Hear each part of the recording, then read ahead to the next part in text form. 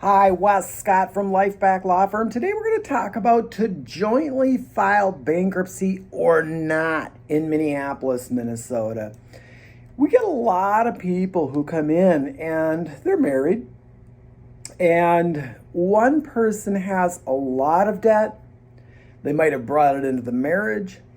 The other person doesn't have a lot of debt. And the question is always, do you file a joint bankruptcy or not? And I will tell you that I think in many cases, I think you err on the side of filing a joint bankruptcy if the spouse that, while they may not have a lot of debt, their credit is not so good.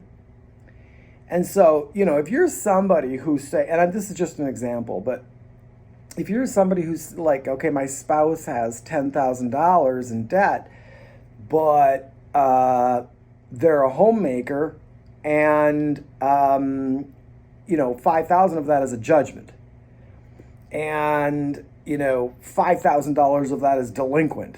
I think you err on the side of joining the bankruptcy. I know it's not a lot of debt, but if your credit's already banged up, you kind of go in this as a team. Now, there are many instances where that's not necessarily an issue. So, for example, we get spouses where, one spouse brought a lot of debt into the marriage or had a business that failed during the marriage, and the other spouse just doesn't have a lot of debt and they're current on everything.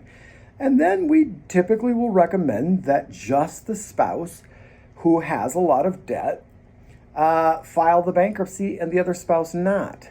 So every case is different. You're going to want to talk to your Lifeback lawyer about this, which reminds me, when the time is right, when you are ready to reach out to Lifeback Law Firm and get your life back, you're going to be so thankful you did. Consider hitting the subscribe button.